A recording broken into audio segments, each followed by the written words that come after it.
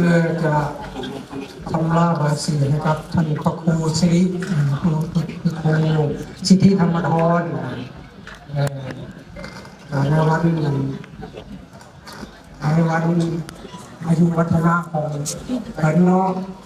นาฬิกานี่ต้องเขาเรียนว่าเกณฑ์มุ่งนำเป็นเตาถึงติ๊กมีไก่ผู้ตัวทองลุงมีไก่ผู้สูงตัวทอห้ามีไก่ผู้ปานตัวทอหกคำหากมโหเก่าขันบันทุกาปฏิขอมอบพระขวัญนะครับพามพุทธลาชได้เป็นปาดคูณขวัญต่อไปครับสาธุ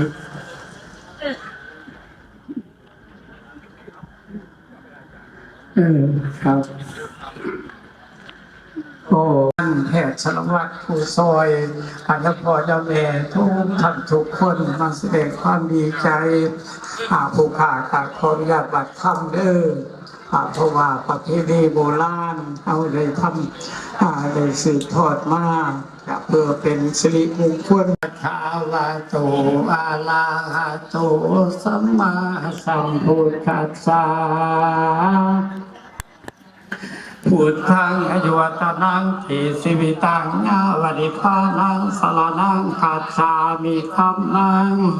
อายุวัตนังติสิวิตังญาวันิพานังสรนังคัจฉามิสังฆังอยุวัตนัง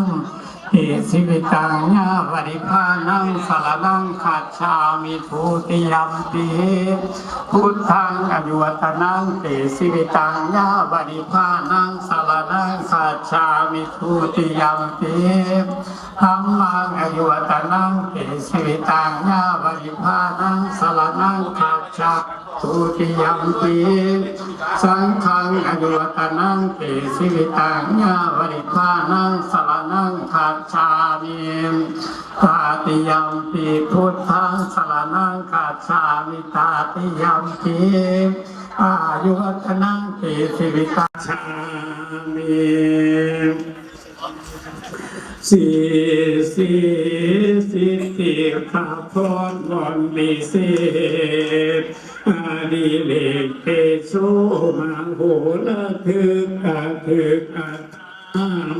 อาตุลาคุณมัตุลาเตโช